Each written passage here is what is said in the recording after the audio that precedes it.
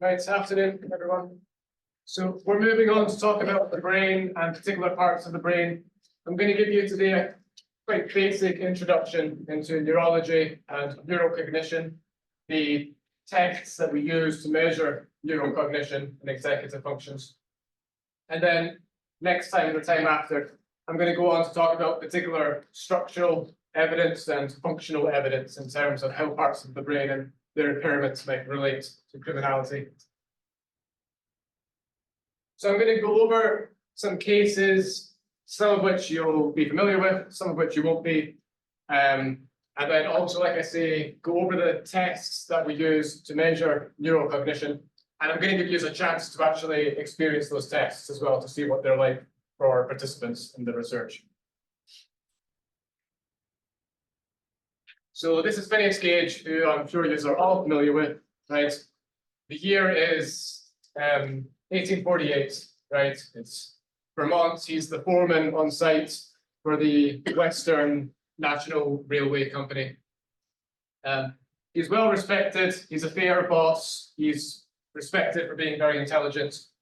And then one day, an accident causes the tapping rod he has to go blasting through his head, right? It goes through his left cheek, through his right forehead, and then it blasts 80 feet away from where he lands. Everyone thinks that he's dead, right? The kind of accident that no one would likely survive. But within a couple of minutes, he's groaning and showing signs of life. So they put him on the back of a horse and cart and take him into town. What's the medical remedy in rural Vermont, 1848, for having a rod blasted through your forehead? He's fed rhubarb and castor oil and just, hope that he recovers, and remarkably he does, okay? By all odds, he should have died, okay? But within a few days, he's up on his feet and seems to be physically okay.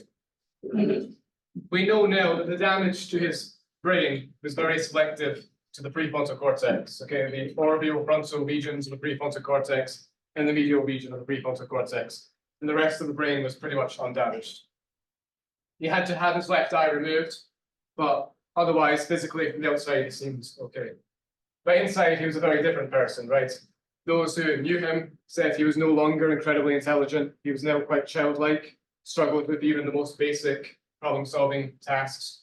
He wasn't able to hold down his job as foreman, okay? In fact, he wouldn't hold down a job for very long ever again. He would go from site to site, job to job. Also, people described a massive change in his personality. Well, he was once mild-mannered, peaceful, never cursed. He was now cursing all the time, was very impulsive, quick to aggression, quick to anger. So, like I say, for the rest of his life, he really went from site to site. For a period, he would travel with the rod that went through his skull, going to carnivals and so on, talking about the kind of freak accident that had happened to him. He worked as a stagecoach driver in Chile for a while, and then he worked on various farms in California, and it was there that he died at quite an early age from a seizure, probably as a later consequence of the brain injury that he injured. Now, this is one case, right? But it's a case that tells us there was some change in his behavior, his personality, because of this part of the brain being impaired. Well, I'm going to go on, and today's lecture is to talk a bit more about this region and some similar cases, okay? And we'll talk about whether this was a one-time freak accident or whether there's other cases, okay, that mirror this quite well.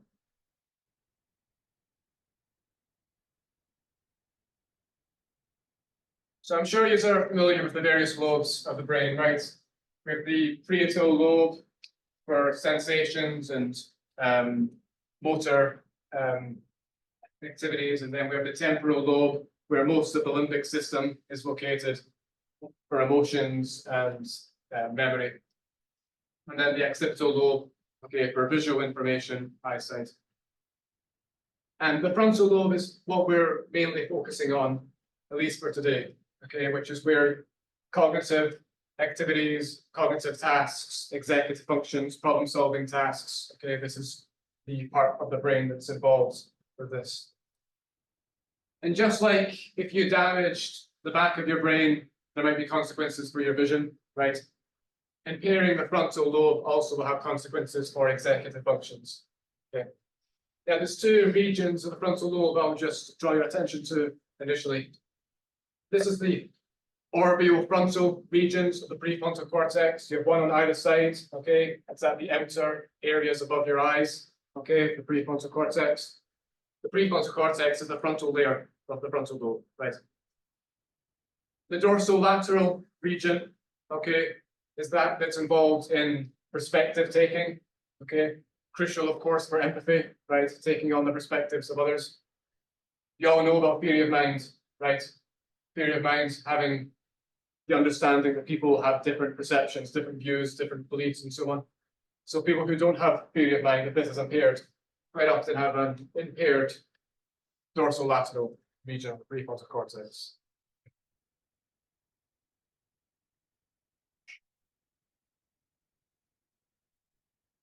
So in neuropsychological testing, we can give people computer tasks or pen and paper tasks, okay, that measures some executive function, okay, that we know the frontal lobe is involved in.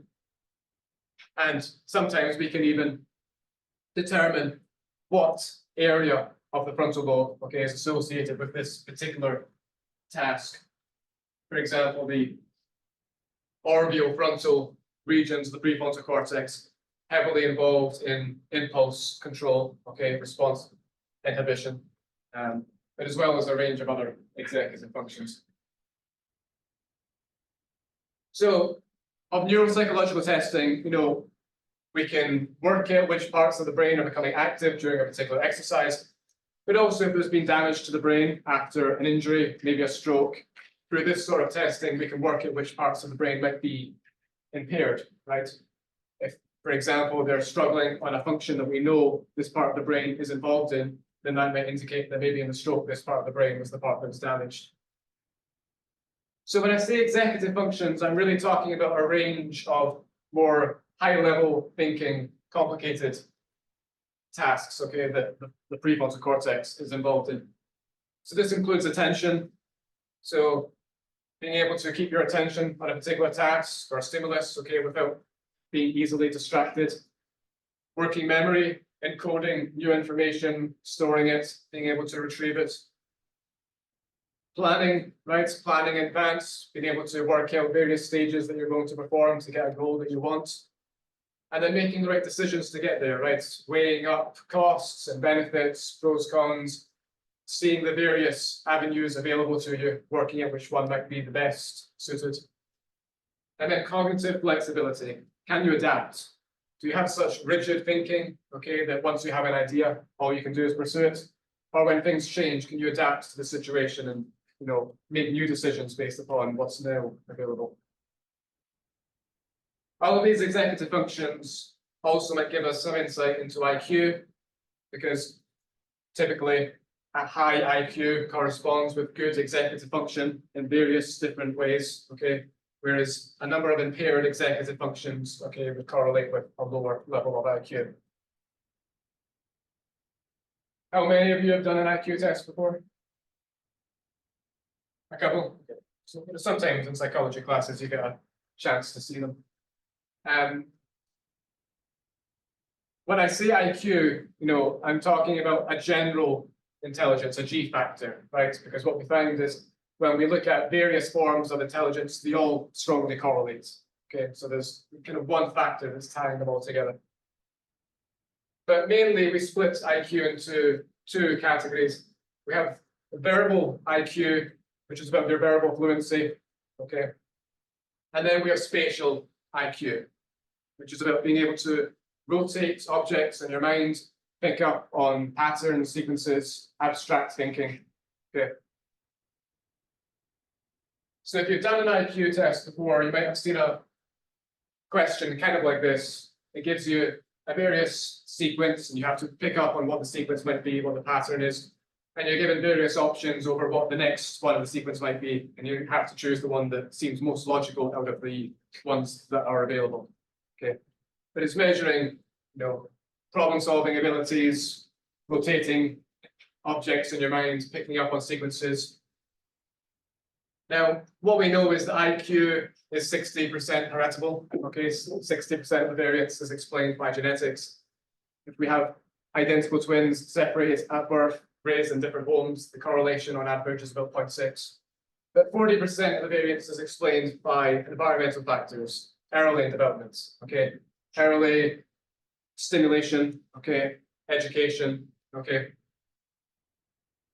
We also know that as one gets older, their IQ increases, right? There's a developmental change as one has better executive functions, okay, and their cognitive abilities increase. And we've also observed the Flynn effect, right, which is the IQ seems to increase from one generation to the next on average. This might be because of better nutrition, because of better education, changes in stimulation, changes in the way we live our lives. Okay, there's a whole range of possible explanations. We don't know for sure, but what we find is that one generation typically has an average IQ higher than the previous. But we can make predictions using IQ as well, right? It's one of the best psychometric tools, probably the best we had in terms of reliability and validity, okay? Because it actually allows us to make pretty solid predictions. Those who do better on IQ tests, on average, do better on exams, do better on problem-solving tasks and complicated exercises and activities. And there's a pretty robust finding in the literature that criminals, on average, have an IQ lower than the general public. Okay. Now, I know what you're thinking. We're measuring the IQ of convicted criminals. Well, that's just the stupid ones who get caught, right? What about all the ones who evade capture? Okay, maybe it's not actually the case that criminals have a lower IQ. But as I'll show you in this course, we do have some studies that give us some insight into uncaught criminals. Okay, there are some studies, some of them I'll talk in more detail about. We have permission from the government to, not disclose any crimes if participants in the research tell us that they've committed a crime. And at least in one study, when looking at both caught and uncaught delinquents combined, there was still an average of 6 to 7 IQ points, okay, lower than the norm on average. Particularly, it seems to be verbal IQ, okay, that's impaired more so than spatial IQ, okay.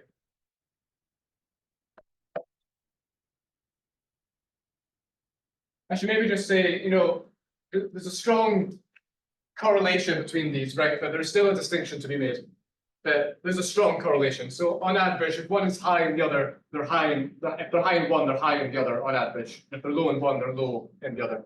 Okay, so on average, there's a very strong correlation. But there is still a distinction to be made. Like if you know about the big 5 in openness, and the big 5 in personality, rather, okay. Openness, the personality dimension, right, can be broken down into 2 aspects. Openness to experience, which is about novelty seeking and seeking out diversity and that which is unconventional. And then the intellect aspect, which is about creativity and intellectually stimulating activities. Well, intellect, the aspect, correlates with both types of IQ, okay? Whereas openness to experience only correlates with verbal IQ, okay? Not so with spatial IQ. Now, we do know from broader research, right, that brain damage does increase the odds of committing crime. Okay, and I'm going to go into more detail on that, the studies that have looked at that. But it's a pretty robust finding, okay? The correlation is pretty high, okay, between frontal lobe dysfunction, okay, and odds of committing a crime. The correlation is about 0.5 to 0.6.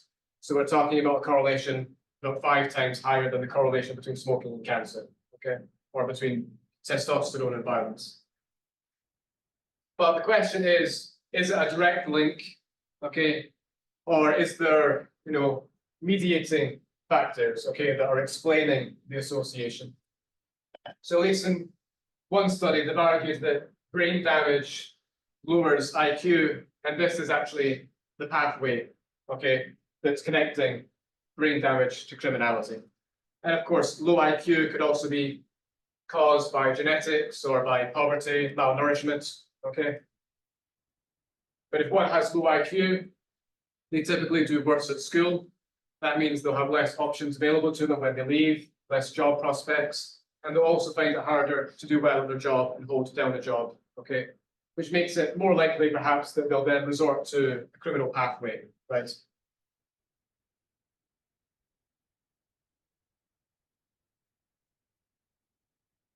But most of this research is only looking at convicted criminals. Okay, so we do have to keep that in mind, that it's not really necessarily the full picture. Okay, we're getting insight to those who are caught. We also have to bear in mind that maybe there's a communication barrier, especially if it's verbal IQ that's impaired. Maybe they're not able to really articulate themselves. Maybe they're more easily confused in a police interrogation. And this might be causing some false confessions as well. If you've taken my forensic psychology course, you'll know that false confessions are far more frequent than people realize, right? In 25% of wrongful imprisonments, they falsely confessed, okay? And we know that the biggest risk factor for this is low IQ, okay? And which one is more easily pressured, more easily coerced, right? And so more likely to falsely confess. So this might be kind of skewing maybe the results, and this difficulty articulating themselves, communicating successfully in the police interrogation also make it more likely that they'll be focused on as suspects. Just thinking about this more broadly, we can think about the relationship between autism and aggression. I'm going to talk about that in more detail when we talk about mental disorders later. But for those with autism, they quite often have difficulty articulating themselves, vocalizing what it is that they actually think and what they feel about something. And this difficulty can cause frustration, right? And it might be here when they're frustrated that there might then be some aggressive behaviors.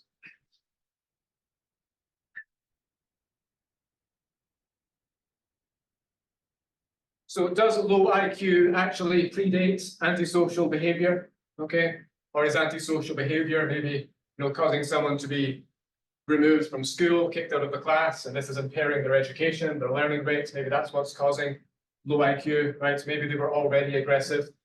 Okay, well, we do have some longitudinal studies that tell us even when IQ is measured very early, it still predicts greater antisociality. Okay, so in this study, low IQ at 3 years of age predicts greater levels of antisocial behavior in ages 8 and 17.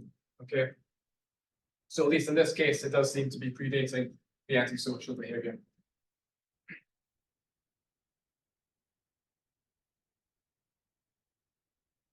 In one meta-analysis, looking at all the studies up to that point, so it's in the year 2000, so it's 39 studies on over 4,500 participants.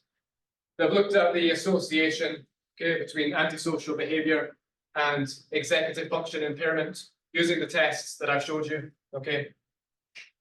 Overall, it's a strong effect. Cohen's d 0.6, strong effect. Okay, meaning that this is strongly predicting antisocial behavior. Okay, poor performance on these tests. It wasn't affected by age or sex. Okay, and we see here a breakdown of the particular tests. Okay, so the strongest effect is the simplest test. It's the maze test. Okay, indicating the highest level of impairment. Right, that's predicting higher criminality the best. It's a very strong effect. The others are weak to moderate as individual predictors. Okay, we get a better prediction when we look at a battery of tests. Okay.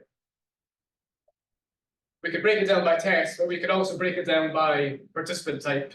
Okay, so we have adult criminals with a conviction here, a very, very strong effect, right, of Cohen's d. Okay, again, very strong for teenage delinquents. Okay, the weakest one is psychopaths. That's the weakest subgroup of participant in the study. Now, maybe not too surprising because psychopaths do have an IQ on average higher than non-psychopathic offenders. And we'll talk more about psychopaths, but maybe you have an idea already. They're quite different in terms of how they carry out their crimes and the types of crimes that they commit. Katrina, you had a question?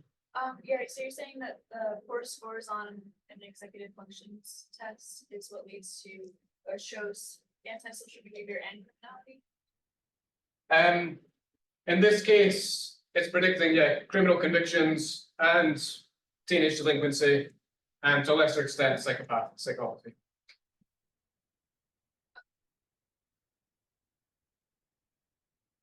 Still have a question? So are we grouping antisocial criminality? Like which one's part of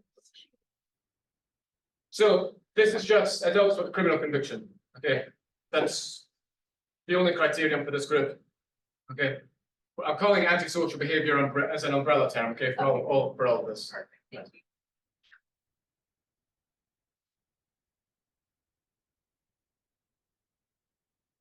So 11 years later, we have a more up-to-date meta-analysis, okay, on all the studies now to that point. So now we have about 15,000 participants, over 100 studies, okay. Again, the overall effect is high for Cohen's d. Again, it's not moderated by gender or age, okay, so it's applying to both sexes and across the various age groups. Again, the maze is the one that most predicts, okay, antisocial behavior. The others, again, individually are weak to moderate predictors. Again, criminality and delinquency are pretty high individually, okay? And again, the weakest is psychopathy, okay? So pretty similar, okay? Pretty much the same as the meta-analysis before it.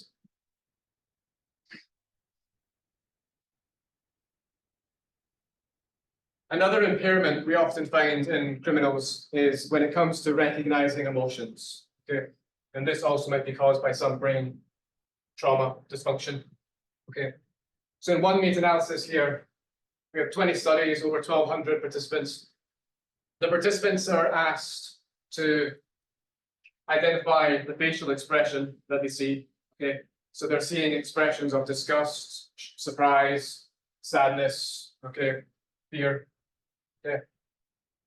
In those with antisocial personality disorder, okay, there's a deficiency in identifying fear and sadness. Okay, that's the two expressions that those with antisocial personality disorder are finding it hard to identify. It's not moderated by age, gender, or psychopathy. Okay, so the authors of this meta-analysis concludes that the distress cue hypothesis is explaining why this impairment might lead to one being more likely to be antisocial, okay? What that means is if they don't recognize sadness or fear in their victims or potential victims, they're more likely to go ahead and victimize them, okay? Less likely to have empathy for them, okay? Whereas for a typical person, if you're recognizing fear, sadness in someone you're about to victimize, then that may act as a deterrent, right? Have empathy for them. In a similar meta-analysis, we're looking at the association between facial recognition and psychopathy. There was a deficiency in recognizing all of the emotions, okay? So for the psychopaths, they were below average, okay, at recognizing each of the emotions in both the children and the adults. So psychopathy, remember, is best measured using the psychopathy checklist. But we also have a youth version of the psychopathy checklist, okay, when it comes to children.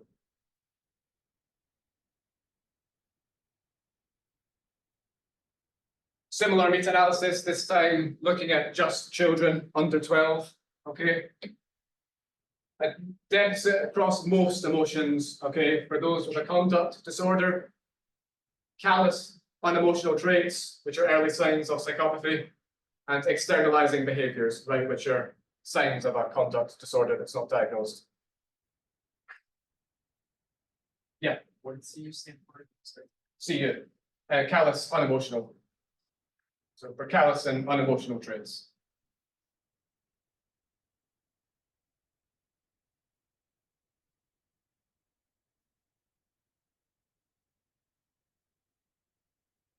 A number of you have probably heard of CTE, right? Heard of the case of Aaron Hernandez, football player for the New York Patriots, right? So CTE occurs after a pretty traumatic brain injury, and then it's a progressive disease in that it gets worse over time. So it begins in the frontal lobe, and then it spreads to the hippocampus, the amygdala, and other subcortical regions, okay? The first stage involves impulsivity, a lot of distractibility, difficulty keeping your focus, and then explosivity in terms of your temperament, okay? Losing your temper very easily, very sudden, very quickly. And then it increases to greater aggression, poor judgment and impaired memory. And then executive functions, a wide range of them, problem-solving abilities, okay, impulse control, impaired. And then full-on dementia, okay, and in this stage, we also see cases of suicide. In the case of Aaron Hernandez, right, in 2012, he was charged with a double homicide, shooting two immigrants from Western Africa at a car and shouting racial slurs at them. But he was acquitted. And then in 2013, shot a friend, but wasn't charged.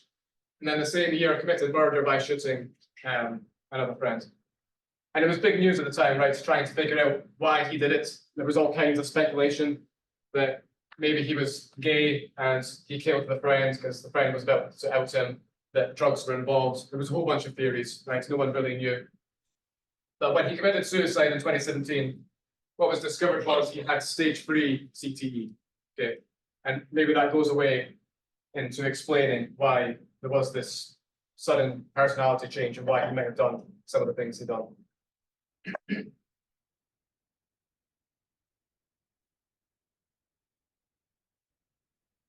So we know that head injury predisposes one to violence, okay?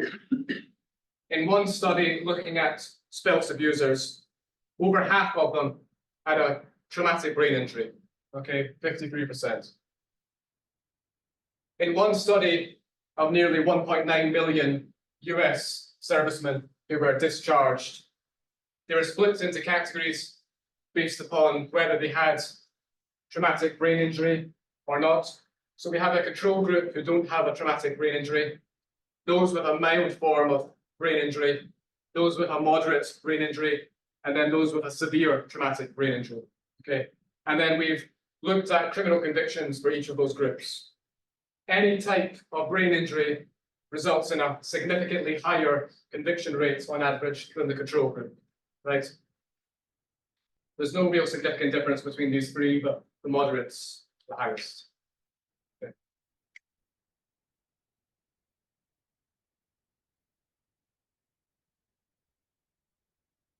A number of other examples, okay? Children with a conduct disorder or externalizing behavior, that becomes more common after a head injury. In one study, they looked at 14 juveniles on death row in the US. Now, all 14 of them reported some brain head trauma from early in life, okay?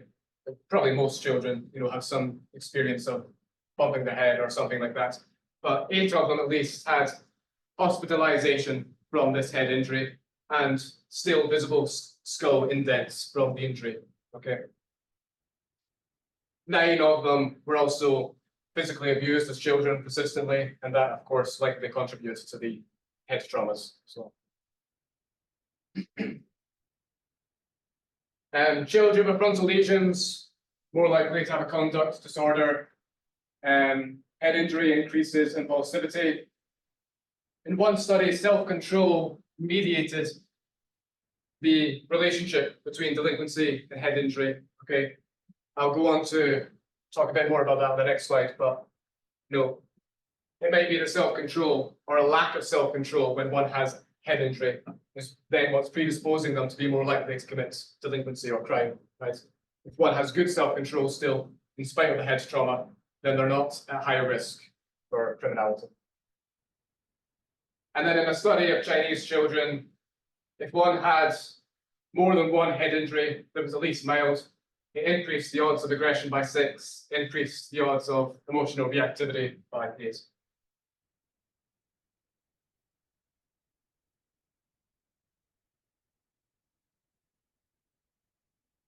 Okay, so we have a relationship here between head injury and crime, but most of what I talked about was correlational. Okay, it might be the case that those kids with bad self-control are more likely to bump their heads, right? And so it might not be necessarily the case that one is causing the other, right? It's hard to say exactly where the effect is coming from in a correlational study. But we do have some examples of causation that I'm going to go on to discuss. Just very, very quickly, where do most of these injuries occur? Most of the impairments come from the orbitofrontal regions of the prefrontal cortex, okay, or the medial region of the prefrontal cortex, okay. So I've talked about some examples of causation like Phineas Gage, okay, who had a change in behavior after damaging his head.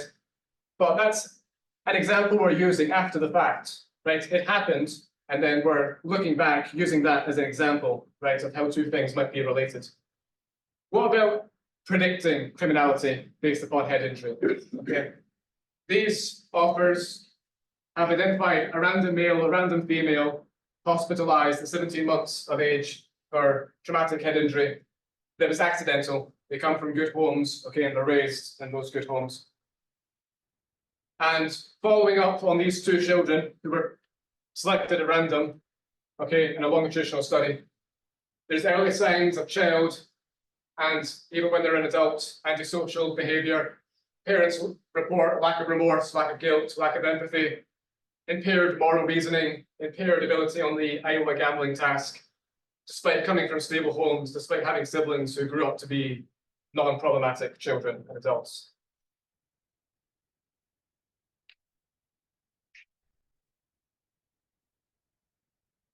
Now, one thing to keep in mind, just very, very quickly, is that even though the point of the brain, the part of the brain that's injured, can differ, the networks that are impaired are usually the same. So these researchers have identified offenders who all have different parts of the brain impaired. They've identified 17, okay, 17 with unique areas of the brain impaired. Those 10 of them are to do with the frontal lobe, okay? But overwhelmingly, the networks that were impaired were to do with executive functions and emotions, okay? So the actual networks that were impaired were the same, despite the parts of the brain that were injured being different.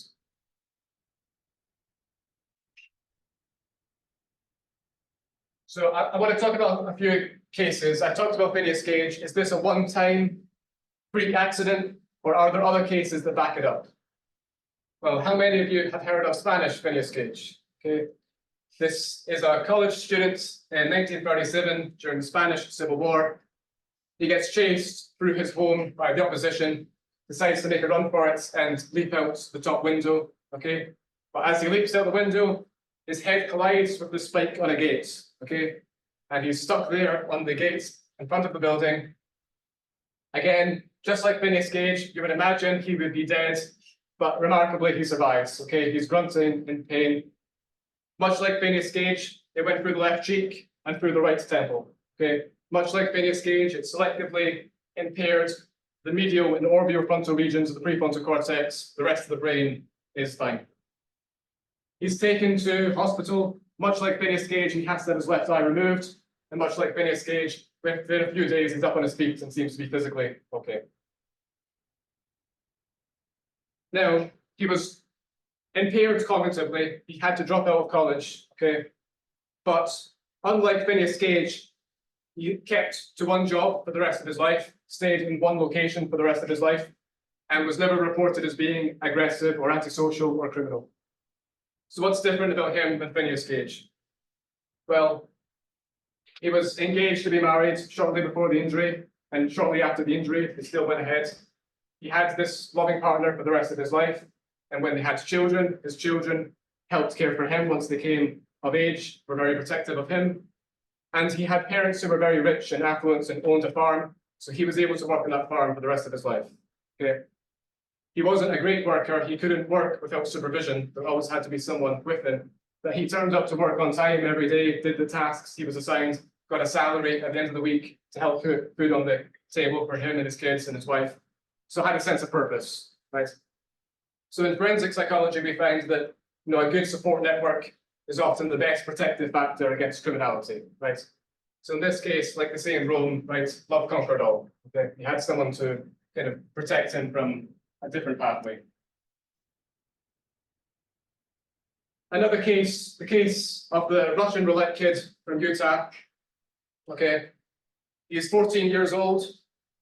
He's a bit of a Johnny gone rotten, meaning that he's got a number of minor crimes through his teenage years. He came from a bad home, was removed. He's been in the foster system. kicked around from home to home, okay? It's, you know, a Friday night in Utah, he doesn't really have any friends, he's sitting inside on his own. The days before, everyone had the internet, okay, so what do you do to pass the time? Well, he decides to play Russian roulette with a revolver, okay? One of the chambers are loaded, he puts it under his chin, wants to see if he's going to get lucky or unlucky by pressing the trigger, okay? Sadly for him, he gets unlucky, okay? A bullet squeezed out, and it goes right into the medial region of his prefrontal cortex. You can see the bullet still lodged, okay? You couldn't have hit it better if you tried, okay? It's exactly hit that part of the brain. Now, what's different in him following this brain injury? Well, according to those who know him, his foster care workers, his social workers, there's not any observable difference whatsoever. It's exactly the same. Okay. According to the researcher Bigler, who did the case study on this, he managed to hit the part of the brain that was already damaged, that was already dysfunctional. Okay. The medial region, the prefrontal cortex, heavily involved in controlling impulses, right, executive functions, okay, mediating aggressive behavior. And according to the author, this part of the brain was already impaired, so damaging it had no effect. Carlos Rodriguez, sometimes called Halfhead in the newspapers, called Happy by his friends. Again, a bit of a Johnny Gun Rotten in that someone who didn't really have a great start to life and then went on to have a number of minor crimes throughout their teenage years, a number of drug offenses. He's high on weed one night, and then when the police approach, he decides he's going to make a run for it in the car. Okay, but he drives straight into a pole. He goes right through the windshield, and he goes head forward right into the pole. Okay, he has to go to hospital, and in surgery, half his brain is removed. Okay. Now there is a large negative effect here on his executive functions, his cognitive abilities. He's very much impaired. Okay. And he continues with a criminal career, okay, getting into trouble with the police again and again. But this is an example of what I said before, in which we can't necessarily always determine causation, right? Because he was already a bit more impulsive. That's what kind of led to the injury in the first place. Okay. So keep that in mind. Right. One more case to tell you about: the crossbow suicide attempt in Philadelphia. This is a career criminal, okay, who's at a stage in his life in which he's now very depressed, okay? Those who know him describe him as being very aggressive, violent, irritable, unlikable, okay? He's committed a number of offenses already. He's so depressed, he decides to commit suicide, okay? Why you would choose an antique crossbow from your closet as the means of suicide, I don't know, okay? But that's the means he chooses. The crossbow, though, gets stuck, he survives, and again, it selectively damages his orbitofrontal regions of the prefrontal cortex, medial region of the prefrontal cortex. Now, what's the change here? An injury very similar to Phineas Gage. Well, Phineas Gage went from mild-mannered to being impulsive and violent. This individual went from being violent and impulsive to being very reserved, introverted, kind of docile, and at peace. In fact, according to his therapist, the only thing inappropriate about him now was that he was inappropriately cheerful. He was cheerful all the time, okay? Which we can relate, by the way, to the Spanish Phineas Gage. He was said to have a small book of jokes, and he would read it every night before bed. And it's the same jokes, but he would still laugh out loud every night. So quite easily amused. Right.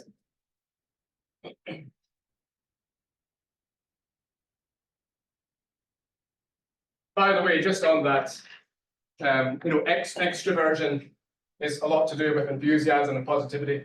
We do find that extroverts are more likely to have frontal lobe dysfunction than introverts, and introverts do usually have more prefrontal cortex functionality than extroverts. Okay, so I've talked about a number of tests that we use to measure executive functions, and I've given you, a number of cases and correlational studies that I hope illustrates the strength of the connection between head trauma, head injury, and antisocial behavior or criminality.